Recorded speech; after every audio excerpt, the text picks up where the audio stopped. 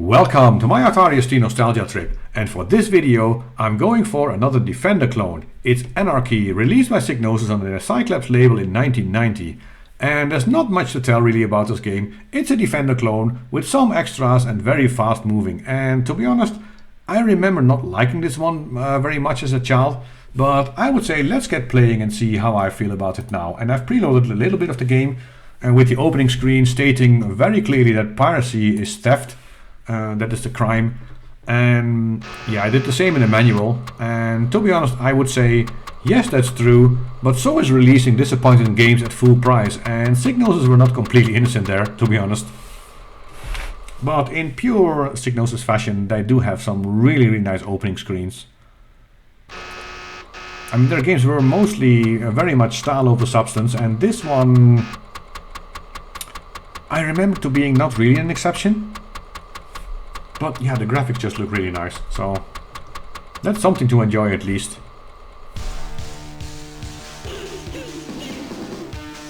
And the digital music is also not that bad.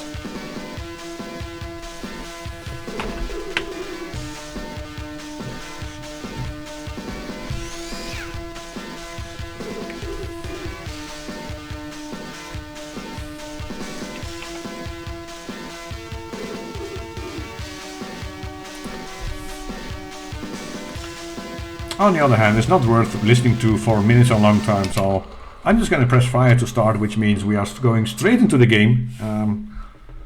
There's no warning. After they finish loading, you are going straight into the game, and you can see that, yeah, the game does really look like Defender. You can see that this canvas at the bottom. This is what I have to protect. And I really have to protect them, because if I lose all of them, the game will go into hyperspace mode. And hyperspace means that one is attacking something.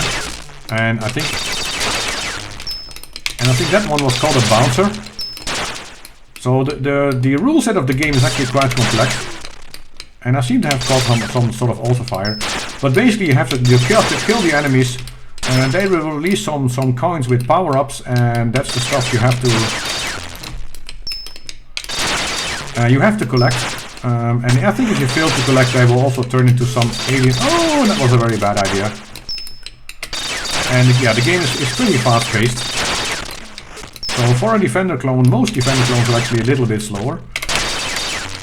And you can see, yeah, some of these aliens are really coming after you. I think if you miss something. And it's very hard to talk about this game and play it at the same time, because everything is going so fast. But I seem to be...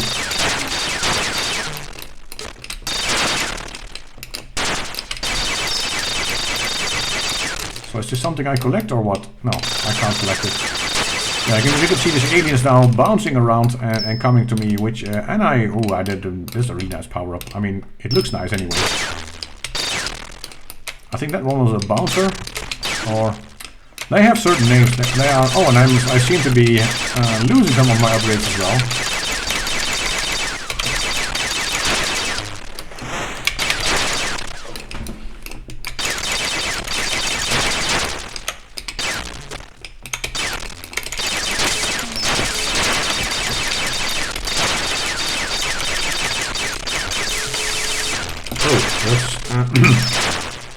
So don't move over the enemies, because it will destroy your shield and you will lose lives for it. And I'm actually doing better than I expected. But yeah, and on the top of the screen there's a long range scanner where you should be able to see where your enemies are. And I'm gonna be really honest, I just don't have the time to look at them, and there's some crazy alien bouncing around there. And yeah, I think getting to these cannons at the bottom, in Defender clones you get more fuel. I guess I get also some replenishment of shield or something.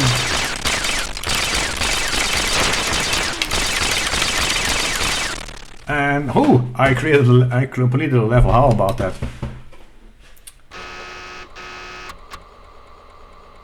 Yeah, and if I lose the stuff at the bottom that I'm supposed to protect, the game tells me you go into hyperspace.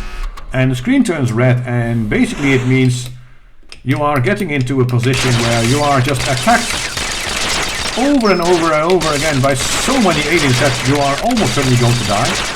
And And the manual says it is possible to survive it, but oh come on.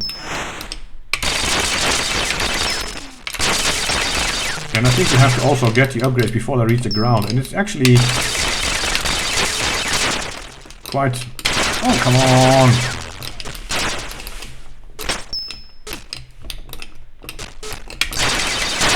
Oh! And I destroyed myself. And I don't know how many lives I have, but probably several.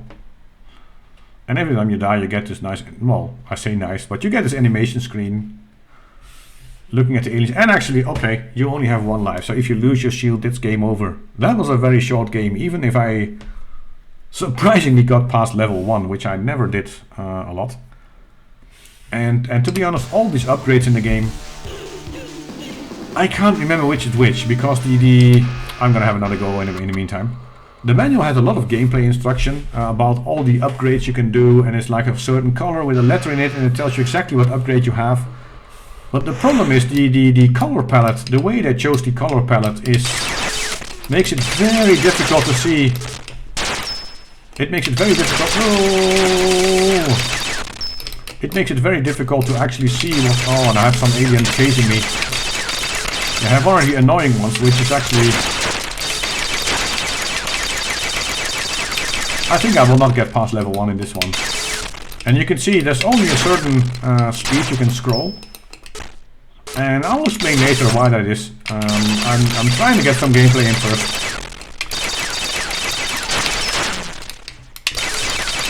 And yeah, as you can see, the game is also... It doesn't have...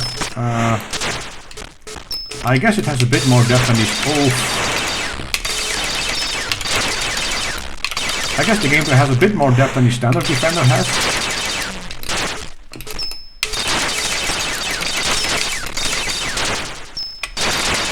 Oh, and I accidentally shot one of my, I think that they say it's like canisters at the bottom.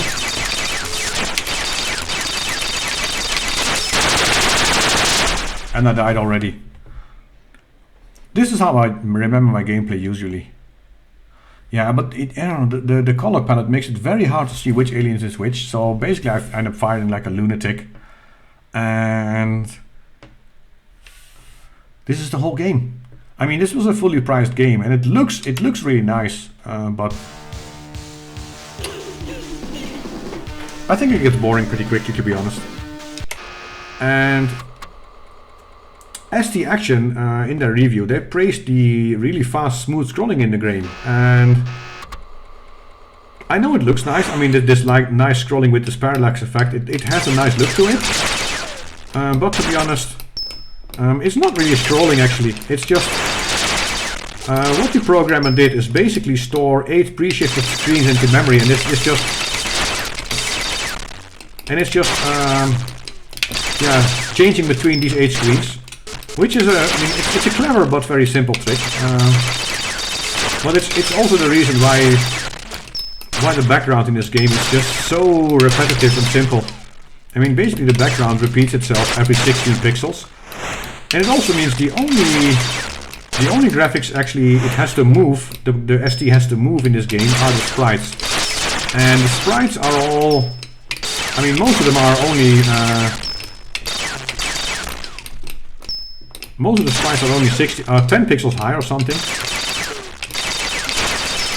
So yeah, the programmer did some clever tricks to get quite a lot of moving sprites on screen, and still have the game run in 50 frames per second, which I guess, yeah, should be praised, but in the end it also... Oh, and I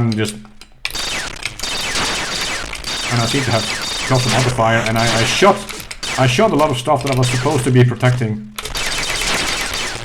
Yeah, that was one of the aliens that I think if you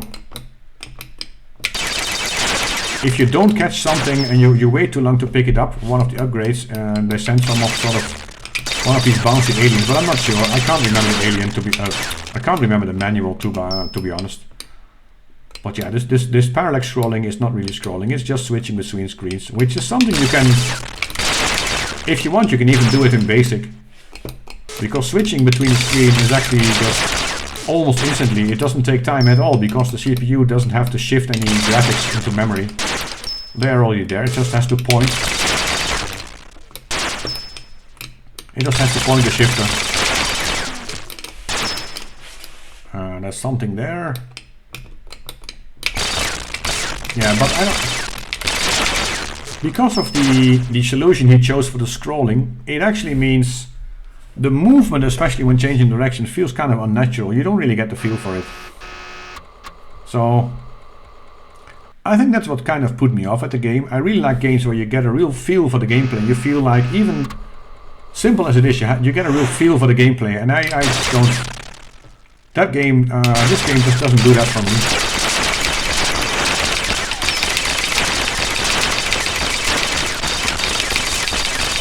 But maybe I should just go out firing like crazy instead of trying to be too technical. Although, yeah, you see now a lot of these tiny aliens. And I'm losing my weapon upgrade again.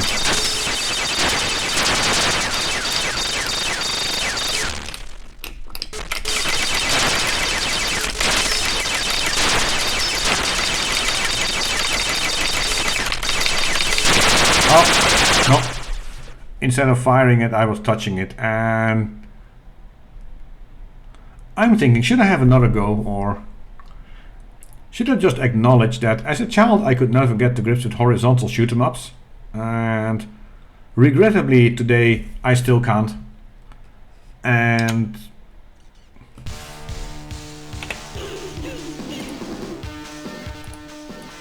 maybe I should just accept that. My whole reaction to this game, even playing it now, is no. I mean, Psygnosis were praised for their games back in the day, and it really was mostly style over substance, and this one actually has some of the best gameplay of any Psygnosis game. But that says a lot about the other games they released. I still just don't get the right feel with it, and I think that's something personal, to be honest, because I was never really good at horizontal shoot-em-ups anyway. But yeah, all in all, this game, it's just another Defender clone, and with the same gameplay limitations of Defender. And for me, it's just a bit too fast, and the way they implemented the scrolling, it just doesn't work for me. So yeah, I'm not gonna have a go. It was a nice memory, but all in all, that's all it is. It's just a memory. And with that wisdom, I would like to thank you for watching, and I hope to see you next time.